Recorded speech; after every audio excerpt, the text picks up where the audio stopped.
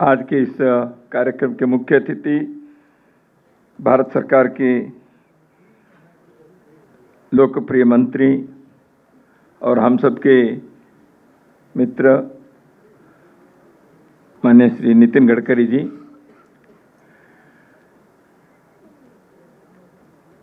जिनके आग्रह और चिंतन पर ये कार्यक्रम आज संपन्न हो रहा है, जिनके बारे में बाकी विशेषण देने की जरूरत नहीं। यहाँ बैठे हुए प्रत्येक व्यक्ति को मुझसे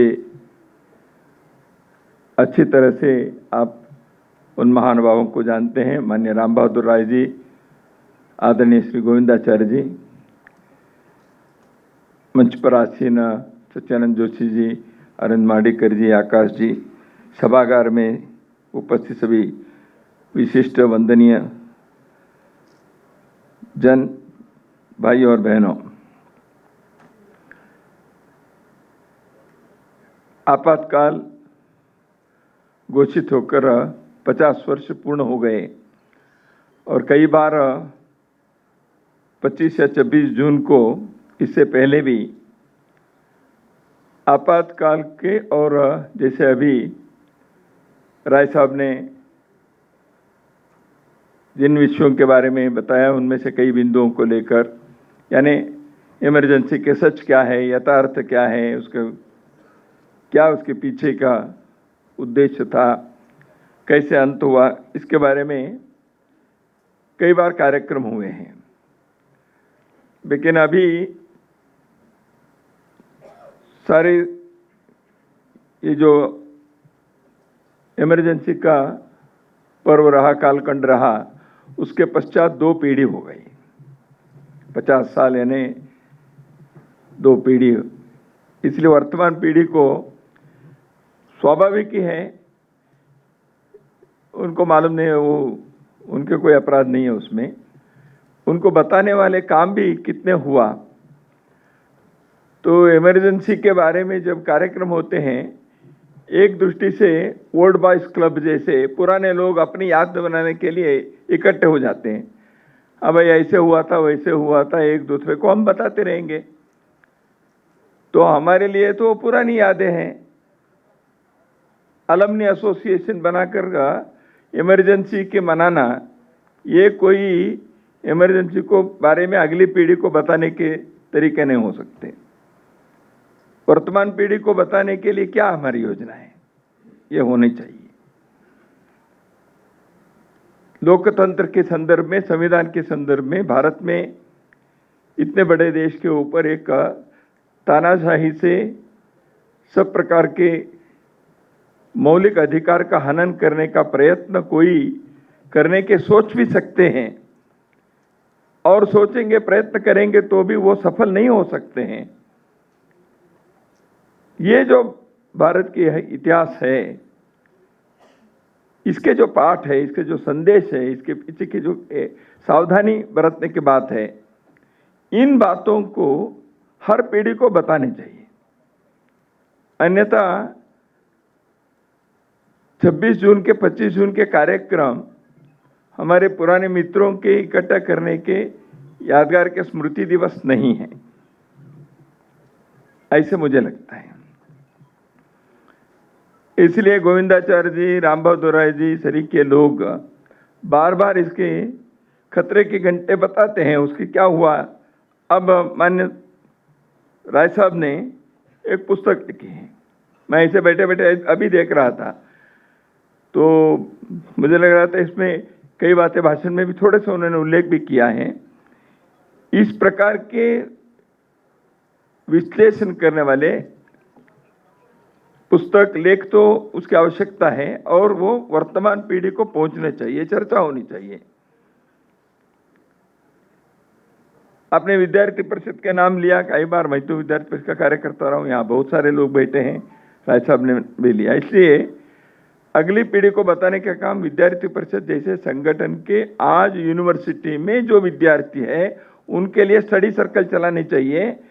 इमरजेंसी क्या रही, क्यों उसका अध्ययन करना चाहिए, उसे क्या पाठ सीखने चाहिए।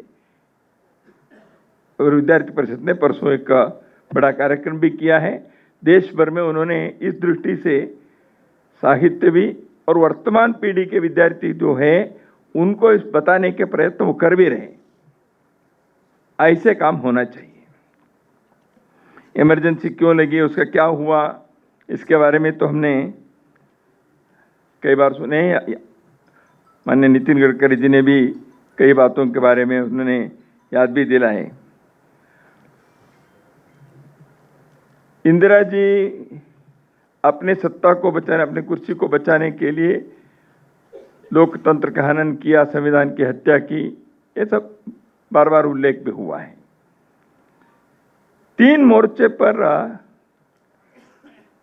इंदिरा जी हार गई थी। अदालत में हार गई, राजनारायण जी ने जो केस लगाए थे उसमें, तो इसलिए उनके सांसद रहने के जो अधिकार था वो रद्द हो गया। इसलिए सांसद नहीं रहे तो प्रधानमंत्री भी नहीं है। ये तो न्यायालय में उनके हार हुई थी, लेकिन और 2 जगह पर हार गई थी। कई लोगों को याद भी है, मैं स्मरण दिलाना चाहता हूं। गुजरात में जनता फ्रंट चुनाव में जीत गई थी, कांग्रेस हार गई थी विधानसभा में। जब देश के अंदर युवाओं के, विद्यार्थियों के आंदोलन हुआ, जिसको जेपी आंदोलन के नाम भी हम सब जानते हैं, उस आंदोलन के शुरुआत के दौर पर जब प्रारंभ हुआ, थोड़े दिन में जो गुजरात में चुनाव हुए तो विधानसभा में कांग्रेस हारकर जनता फ्रंट जीत गई। तो इसका अर्थ चुनाव में हार। तीसरे मोर्चे पर हारी थी, वो जनता की अदालत में। देश भर में जो एक आंदोलन, पहले गुजरात में, बाद में बिहार में, जो युवाओं ने आंदोलन शुरू किया था, गुजरात की जीत हमारी है, अब बिहार की बारी है, यह हम नारे लगाते थे। हम नारे लगाते थे, जो भावी इतिहास हमारा है, संघर्ष हमारा नारा है, भावी इतिहास हमारा है। तो ये जो विद्यार्थियों ने भ्रष्टाचार के खिलाफ, महंगाई के विरोध में, रोजगार, बेरोजगारी के विरोध में, शिक्षा पद्धति को बदलने की मांग लेकर, और बाद में 5वां एक विषय जुड़ गया, वो था चुनावी पद्धति को भी बदलने चाहिए, इलेक्टोरल रिफॉर्म।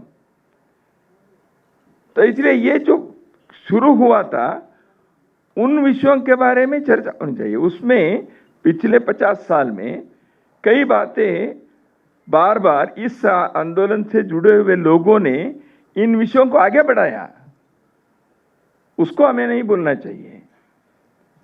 हमने उस समय कहा था शिक्षा नीति में बदलनी चाहिए। 86 में एक बार तो कांग्रेस सरकार, अभी एक सर्वसम्मति से जो शिक्षा नीति आई, देश में रोजगार सृजन के लिए आग्रह, चुनावी पद्धति में 2000 में जब अटल जी की सरकार थी, 50 साल गणतंत्र के होने पर 5 डिबेट्स देश भर में संस्कृति मंत्रालय के द्वारा, रिफॉर्म डिबेट्स, उसमें शिक्षा के बारे में एक डिबेट, वो कार्यक्रम हुआ कोलकाता में, दिल्ली में। देश के एडमिनिस्ट्रेटिव, प्रशासनिक पद्धति इसमें बदल आनी चाहिए, क्योंकि ये जो अंग्रेजों के जो सिस्टम चलता रहा है, तो इस प्रशासनिक पद्धति में भारत के अनुकूल प्रशासनिक पद्धति को लाने के लिए होनी चाहिए। यह विचार किया गया एक सेमिनार में। देश के न्यायांग, न्यायालय की पद्धति जो है, जुडिशियरी, इसके बारे में एक सेमिनार में किया। इलेक्टोरल रिफॉर्म होना चाहिए, इसके बारे में किया। डेवलपमेंटल मॉडल क्या हो, इसके बारे में किया। सबके रिपोर्ट छपे हैं 2000 के इसमें। मैं कहने का मेरा तात्पर्य है, हम विषय को उठाए तो एक हो गया, बाकी इमरजेंसी के याद करते रहेंगे, ऐसे नहीं है। इन विषयों को भी आगे बढ़ाने का विषय था। जैसे जिन लोगों ने युवाओं के आंदोलन प्रारंभ किए, उस पीढ़ी ने आगे इस चीज को लगातार आगे करने का प्रयत्न किए हैं। हमने देश के इन विषयों को भूलकर केवल इमरजेंसी के जाप कर रहे हैं, ऐसे नहीं है। इसको भी अपने को ध्यान में रखना चाहिए। संयोग है कि आज के यह कार्यक्रम संविधान के और लोकतंत्र के रक्षा के बारे में संकल्प लेने वाले यह अवसर है। तो इसलिए ऐसे कार्यक्रम डॉक्टर बाबा साहेब अम्बेडकर के नाम जिस भवन पर है दिल्ली में, उस भवन में हो रहा है। लेकिन आयरनी यह है, आयोजकों में एक Indira Gandhi national centre for arts भी है।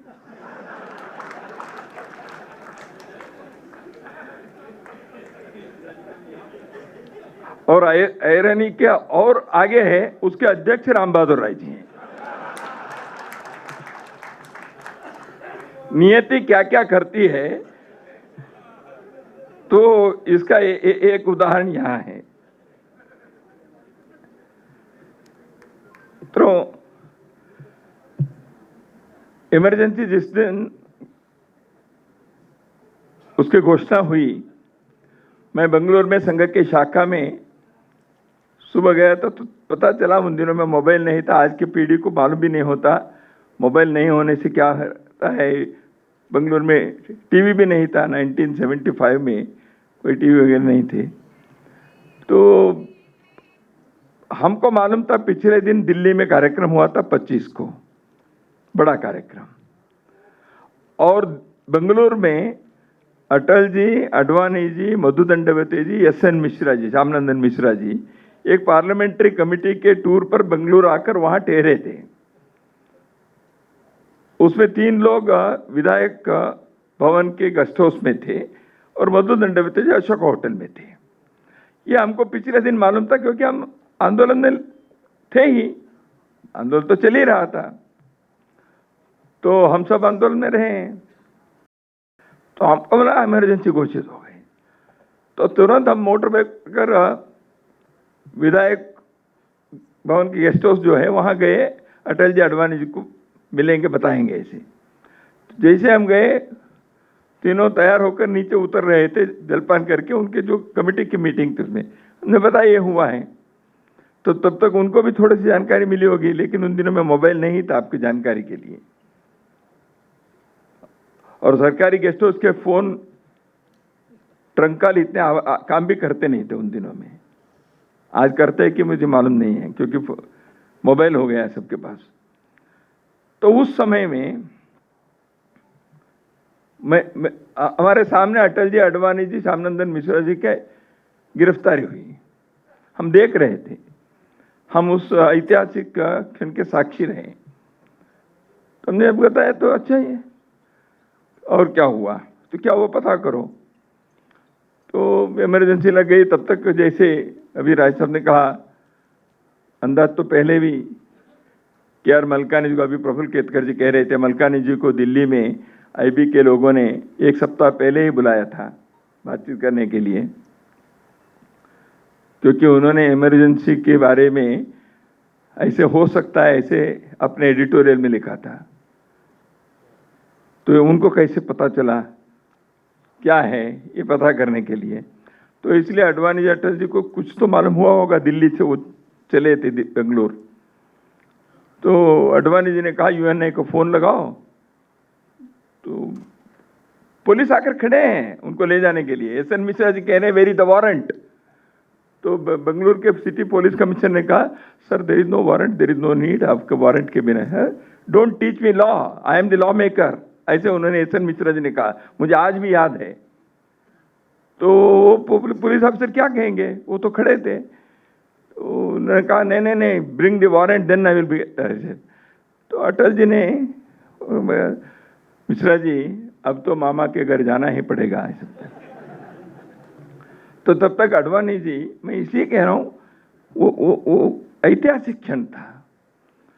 अडवाणी जी ने कहा यूएनए पीटीआई को फोन लगाओ। तो हम मार दे। तो अटल जी ने पूछा क्या करना है। मैं फोन पर एक स्टेटमेंट देता हूं। अटल जी ने कहा आपके स्टेटमेंट छापने वाला कौन है। ही न्यू, अटल जी को मालूम था ये नहीं छपने वाला है। तो ऐसे देश में जिस प्रकार के मौलिक अधिकार का हनन करते हुए, लोकतंत्र की हत्या करते हुए, संविधान की धज्जी उड़ाकर भारत के एक जनमानस के आवाज को संपूर्ण रूप से दमन करने का एक नारकीय राक्षसीय प्रयास हुआ, सफल नहीं हुए। कुछ समय के लिए तो वो सफलता मिली उनको, लेकिन उसके कारण नुकसान क्या हुआ? नितिन जी ने बहुत सारे घरों के जो बर्बाद हुआ बताया। व्यक्तिगत रूप से कई लोगों के जीवन में जेल में रहने के कारण, अंडरग्राउंड में रहने के कारण, व्यवसाय में, नौकरी में जो नुकसान हुआ वो एक। पुलिस लॉकअप में जिस प्रकार के टॉर्चर के कारण, 3rd डिग्री मेथड जिनके साथ हुआ, दिल्ली में ओम प्रकाश कोहली जी जैसे उनके शारीरिक अवस्था थी, कॉलेज के, यूनिवर्सिटी के प्रोफेसर, उनके साथ क्या हुआ लॉकअप में? ऐसे हिंदुस्तान भर में एक जगह भाई, दो जगह नहीं। मैं ये नहीं कहता ये सब के लिए ऑर्डर यहां से दिल्ली से गया होगा, लेकिन जब ऊपर के लोगों के, जो सत्ता पर बैठे हुए लोगों के अधिकार के लालसा के कारण और उनके अहंकार के कारण या उनके मद के कारण, जब वो कुछ इशारा करते हैं, नीचे के तंत्र कैसे काम करता है उसका एक अत्यंत घोर उदाहरण इमरजेंसी है। मैं ये नहीं कहता कर्नाटक में किसी जिले के पुलिस लॉकअप में रहने वाले व्यक्ति को यहां से सूचना गई थी, लेकिन उन्होंने पकड़ लिया। क्या करना चाहिए? तो दबाओ। तो उनके हाथ में जो था वो सब किए उन्होंने। किसी को कैंडल से जलाया, किसी को एरोप्लेन लगाया, किसी को और कुछ किया, तरह तरह के उन्होंने करना शुरू कर दिया। यानी हमारे देश में उस समय देश के 25 साल आजादी के बाद हो गए थे। तो हम अंग्रेज लोगों ने भारत पर जो हुकूमत किए, उन्होंने यहां के लोगों के साथ गुलाम जैसे व्यवहार किया। वह अपने सत्ता के तंत्र को वही सत्ता चलाने की तरीका है, ऐसे तब तक रहा है। इस मानसिकता, ये जो है, इससे बाहर आनी चाहिए। We are not the rulers. अंग्रेजों ने यहां देश के ऊपर उन्हें हुकूमत करके यहां के लोगों को सेवक माना, वो मालक जैसे रहे, दमनकारी रहा। वो भारत स्वतंत्र होने के बाद भी हमारे प्रशासनिक व्यवस्था के लोगों को, यहाँ के सामान्य व्यक्ति जो टैक्स पेयर है, यहाँ के जो मतदाता है, वह उनके ऊपर हम हुकूमत कर रहे हैं। They are the subjects and we are the rulers.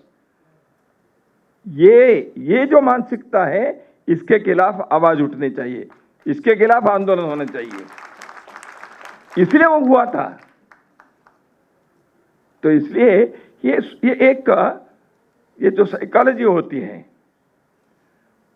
उस दृष्टि से अगली पीढ़ी को बताना, क्या क्या बताना है। एक व्यक्ति ने ऐसे संविधान की हत्या की, केवल इंदिरा जी के बारे में केवल बताना नहीं है, बताना है ये मानसिकता क्या है, और बताना है एक पार्टी कैसे एक व्यक्ति के लोकतंत्र में दल के लोग अपने स्वातंत्र खोकर, दल के अंदर स्वातंत्र नहीं है, देश के स्वातंत्र के बारे में, देश के लोकतंत्र के बारे में उनके मन के अंदर कोई संवेदना नहीं है, ऐसे कोई दल इतने बड़े देश के ऊपर राज करना चाहता है, ये बताने की बात है। जब देश में ऐसे चला, उस समय यहाँ के न्यायांग के, अदालत की, जुडिशियरी के, और मुझे क्षमा करिए, पत्रकार दुनिया के भी सभी लोगों ने नहीं किया। धर्मवीर भारती, कमलेश्वर जी, वैद्य, एडी गोरवाल, के.आर. मलकानी जी, मंकेकर जी, बहुत सारे ऐसे हैं जो इसके विरुद्ध में आवाज उठाए। लेकिन कई लोगों ने कैसे किया, इसलिए अडवाणी जी को कहना पड़ेगा ना, when you are only asked to bend you crawled. ये क्यों कहना पड़ा? इस देश के कॉन्शंस को, यहाँ के लोगों के चेतना को जो जागृत रखना, उसको लोकतंत्र के पूरक बनाकर रखना, लोकतंत्र के रक्षक के नाते उनको करने के काम किसका होता है? स्वतंत्र पत्रकार जगत और एक स्वतंत्र स्वायत्त न्याय व्यवस्था। वो दोनों अधिकार के लालसा में, सत्ता के मद में डूबे हुए लोगों के सामने झुक गए। ये पाठ अपनी अगली पीढ़ी को बताना चाहिए, इसे नहीं करना चाहिए। इसलिए कौन से पाठ अपने को इमरजेंसी से, इन चीजों से सीखने चाहिए, तो ये भी सोचने का काम है, ऐसे मुझे लगता है। कुल मिलाकर इमरजेंसी 50 साल पहले रही, एक दृष्टि से भारत के लोक और यहाँ के लोकतंत्र दोनों के लिए एक परीक्षा थी। यहाँ कहते हैं कि कई बार इतिहास में पढ़ते हैं, विंस्टन चर्चिल ने शायद कहा था, हम तो सुनते हैं पढ़ते हैं, तो भारत को आज़ादी देना है तो नहीं, वो दे डोंट डिजर्व इट। क्यों? तो वो बात में ऐसे है वैसे है, उनको ये फ्रीडम, डेमोक्रेसी, इसके लिए वो इतने मैच्योर्ड नहीं है भारत के लोग, ऐसे विंस्टन चर्चिल ने कहा था, ऐसे हम सुनते हैं। तो इसलिए एक परीक्षा थी, हम डिजर्व करते हैं कि नहीं करते। हम देखें तो देश 50 में गणतंत्र बना, 75 में इमरजेंसी लगी, 25 साल हुए थे। इस देश के सामने लोकतंत्र के, संविधान के संदर्भ में एक परीक्षा के काल आया। यहाँ के सत्ता पर बैठे हुए लोग कैसे व्यवहार करते हैं, यहाँ के सामाजिक संस्थाएं कैसे काम करती हैं, यहाँ के सामान्य जन कैसे लोकतंत्र के रक्षक बन सकते हैं कि नहीं बन सकते हैं। तो एक देश के सामने एक चुनौतीपूर्ण घड़ी जब आई, उस समय इस देश के नौजवानों ने, इस देश के सामाजिक चेतना ने, इस देश के देशप्रेमी लोगों ने, इस देश के लोकतंत्र के रक्षकों ने इस परीक्षा में अद्भुत ढंग से पास होकर उन्हें क्या, ये संभव नहीं है। दुनिया के सामने हमने कहा, Winston Churchill, this country, this nation deserves democracy, ये हमने दिखाया। ठीक है, कुछ लोगों के मन में आया होगा इसको समाप्त करने के, दमन करने के, हत्या करने के उन्होंने प्रयत्न किया। जैसे अभी राय साहब ने कहा, उस फांसी के खंभे से उठाने का काम इस देश के लोगों ने किया, बलिदान दिए, कष्ट सहन किया, चुनौती को स्वीकारा, जिंदगी बर्बाद हुई। लेकिन इस सब होने के बाद भी उन सब के लिए एक मौलिक चीज, देश के लोकतंत्र, देश के जनता की आवाज, इसको बचाने के काम हम कर सकते हैं, यह हमने दुनिया के सामने रखा। लोकतंत्र इमरजेंसी के संदर्भ में जो हुए, बहुत सारे, बाद में एक पुलिस कमीशन बना, क्योंकि बहुत सारे लोग जेल में गए। जेल के अंदर क्या है, मैनुअल अंग्रेजों के ज़माने का। मैं कर्नाटक के जेल में था, मीसा में। मैं पहले बेंगलुरु जेल में रहा, बाद में बल्लारी जेल में रहा। पहले 6 महीने अंडरग्राउंड में सत्याग्रह वगैरह के आयोजन में था, बाद में मैं पकड़ा गया। मैं इसलिए कह रहा हूँ, मैं जेल में रहा ये कहने के लिए नहीं। कर्नाटक में 4 जेल थे, Bengaluru central jail, Ballari central jail, Gulbarga central jail, Belgaum central jail. चारों जेल के मैनुअल 4 अलग अलग है। Ballari central jail was ruled by Madras act. Gulbarga central, क्योंकि वो निजाम का कर्नाटक था उस समय, तो इसलिए वो हैदराबाद। बेलगाम सेंट्रल जेल के रूल मुंबई प्रोविंस के, और बेंगलुरु सेंट्रल जेल वोड मैसूर स्टेट के। 4 जगह पर 4 मैनुअल है अलग अलग। तो हमको पता चला हम जेल में जाने के बाद, नहीं तो कौन देखता है। तो मैं ये कह रहा हूं, रिफॉर्म की क्या क्या आवश्यकता थी। तो इसलिए बाद में एक पुलिस कमीशन का, धर्मवीर जी उसके प्रमुख बने। वो पुलिस कमीशन ने कुछ रिपोर्ट्स भी दिए। तो इसलिए रिफॉर्म हर जगह पर जो होना चाहिए, जेल से लेकर पुलिस से लेकर, या स्वतंत्रता की चेतना बनाए रखने के पत्रकार जगत या न्यायालय क्षेत्र या सामाजिक संगठनों के दायित्व या राजनीतिक दलों के जवाबदेही, ये सारी चीजों के चर्चा इस परिप्रेक्ष्य में, क्योंकि देश के सामने, दुनिया के सामने तो भारत ये डिजर्व करता है, हमने दिखाया, देश के अंदर भी हमें आत्मनिरीक्षण करने के लिए ऐसे क्यों हुआ। दूसरा है, ऐसे करने वाले लोगों के आज संविधान को प्रति लेकर घूम रहे हैं, तो उनको बताना पड़ेगा भाई, आज तक आपने इसके बारे में हिंदुस्तान के लोगों के सामने क्षमा नहीं मांगी, माफी नहीं मांगी है, मांगना पड़ेगा उनको। क्यों नहीं मांगते? आपने 1 लाख से अधिक लोगों को जेल में डाला, 250 से अधिक पत्रकारों को उनको जेल में रखा, मौलिक अधिकारों का आपने हनन किया, 60 लाख भारत के लोगों को उनके स्टेरिलाइजेशन करने के लिए उनको मजबूर करके किया। इसी दिल्ली में क्या हुआ हम सब जानते हैं। जुडिशरी की स्वतंत्रता को आपने समाप्त कर दिए। ये सारे करने वाले लोग देश के सामने माफी मांगी है भाई। आपने पूर्वजों ने किया तो पूर्वजों के नाम से माफी मांगी है, हमको क्या।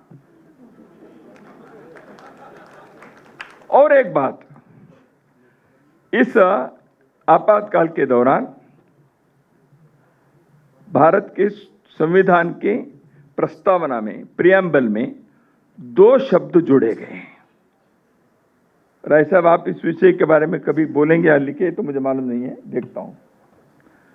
2 शब्द जोड़े हैं। हम लोगों को मालूम है सेक्युलरिज्म और सोशलिज्म के, वो प्रस्तावना में नहीं थे, पहले प्रियम्बल में नहीं थे।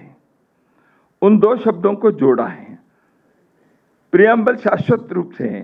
क्या सोशलिज्म के विचार, आइडियोलॉजी के नाते क्या शाश्वत है भारत के लिए? सेक्युलरिज्म का शब्द भारत संविधान में नहीं था, प्रस्तावना में जोड़ा है। विचार में होंगे सेक्युलरिज्म के, बाकी गवर्नमेंट पॉलिसीज में है, स्टेट पॉलिसी में है, वो अलग बात है। तो इन 2 शब्दों को प्रस्तावना में जोड़ा। बाद में इसको निकालने के प्रयत्न हुआ नहीं है, चर्चा हुई, दोनों प्रकार के आर्गुमेंट्स हुए। तो क्या वो रहनी चाहिए प्रस्तावना में? ये विचार होना चाहिए। क्योंकि मैं जानता हूं संविधान के निर्माता डॉक्टर बाबा साहेब अम्बेडकर जी के नाम जिस भवन पर है, उसमें मैं खड़े होकर बता रहा हूं, ये बाबा साहेब अम्बेडकर ने जो संविधान बनाया था उस के प्रस्तावना में ये 2 शब्द नहीं थे। तो इसके उद्देश्य क्या है, विचार किया जाए। इसलिए अब संविधान के बारे में चर्चा कहते ही बाबा साहेब अम्बेडकर जी के बारे में नहीं है, ऐसे विषय भी है ना, वो बाबा साहेब अम्बेडकर ने नहीं बनाया। इमरजेंसी में जब देश के मौलिक अधिकार नहीं थे, देश के संसद नहीं था, न्यायांग पंगु बन गया था, उस समय आपने इसको जोड़ दिया। तो इसलिए ऐसे कई बातें आज भी समीक्षा करने के लिए हैं, ऐसे मैं मानता हूं। कुछ पाठ है इमरजेंसी के, वो मैंने उल्लेख किया। कुछ यादें हैं इमरजेंसी के। देखिए, संघर्ष में भी विनोदी बातें होती हैं, संघर्ष में भी कुछ पाठ सीखते हैं। संघर्ष में, युद्ध के काल में अपनी ताकत क्या है ये भी ध्यान में आता है, जिसके बारे में मुझे उल्लेख करना नहीं है। राय साहब ने कहा जो हायरार्की के इसमें हॉरिजॉन्टल के संघ के व्यवस्था के बारे में, मैं बेंगलुरु जेल में था, यादवराव जी जोशी वहाँ मिसा में थे, हम भी साथ में थे। यादवराव जी और बाला साहेब देवरस जी के बीच लगभग 10-12 पत्रों के आना यहाँ हुआ था। उस पत्र को लिखने का कार्य यादवराव जी कहते थे, लिखने का कार्य मैं करता था, इसलिए मुझे मालूम है। तो उस समय चुनाव के बारे में जो आपने उल्लेख किया, ये सारी बातें थी। बेंगलुरु के जेल के अंदर भी कई लोगों ने कहा, जैसे आपने कहा अभी, चुनाव कैसे लड़ेंगे, हमारे पास पैसे कहाँ हैं, लोग कहाँ हैं, समय कहाँ है, फरवरी में चुनाव की घोषणा हुई, मार्च में चुनाव करेंगे तो घूमने के लिए लोग नहीं हैं, कई लोग जेल में हैं, कैसे होगा, ऐसे था। उस समय यादवराव जी ने वहाँ के लोगों को बताया, आप बाहर तैयारी करिए, लोग आएंगे, यह मौका है, चुनाव लड़ने हारना जीतना बाद की बात है, यह मौका है, आपको मौका मिला है घर घर तक जाकर पहुंचकर क्या इमरजेंसी के ये बताने के लिए अवसर है। चुनाव लड़ना इसलिए आवश्यक है, लोगों को हम बता सकेंगे और हो सकता है जीत भी सकेंगे, तो इसलिए इस मौका को गंवाना नहीं चाहिए, यह यादवराव जी ने कहा। तो मैं इसलिए कह रहा हूं, जो पत्राचार चल रहे थे उसमें इनसे कई बातों के संदर्भ में उन दिनों में जेल के अंदर जेल के बाहर रहने वाले, दूरदृष्टि रखने वाले संगठन के नेता, आंदोलन के नेता इन विषयों को सोच समझकर करते रहे। इसलिए भारत के लोकतंत्र, भारत के संविधान, भारत की चेतना यह सुरक्षित रहे आज की पीढ़ी के सामने कहने के लिए हमें। लेकिन मैं कहूँगा, कई बार कहते हैं इमरजेंसी उनके कारण इनके कारण है, ये दो लोगों के कारण आया है, ये बैठे हैं ना, इनके कारण आ गया। तो ये जेपी आंदोलन वगैरह नहीं करते तो हम ये सारे होता नहीं था भाई। तो इसलिए इमरजेंसी के शिल्पकार कौन, ये नहीं है, लेकिन इमरजेंसी के जो हुआ, इस देश को हिलाया, इस देश के नौजवान द्वितीय स्वतंत्रता संग्राम में सहभागी होने जैसे का अवसर मिला, देश के अंदर एक आवाज उठाने का कार्य किया। इमरजेंसी लागू होने से 1 साल पहले ही मीसा में राय साहब बंदी हो गए थे। पुनः एक बार इस आपातकाल के दौरान जिन लोगों ने सब प्रकार के संघर्ष में सहभागी होकर जेल के अंदर रहे, बाहर रहे, अंडरग्राउंड रहे, जो भी रहे, और उनका सहयोग करने वाले प्रत्येक व्यक्ति जो आज जीवित है नहीं है, उन सबके प्रति मैं श्रद्धा से अभिवादन और अभिनंदन करता हूं, धन्यवाद देता हूं। इमरजेंसी के पाठ को हम अगली पीढ़ी को बताएं और इमरजेंसी के सीखे हुए चीज़ों को हम अपने हृदय में धारण करें। इमरजेंसी की अच्छी स्मृति को बार बार कहते रहें, आनंद भी लें। नमस्कार।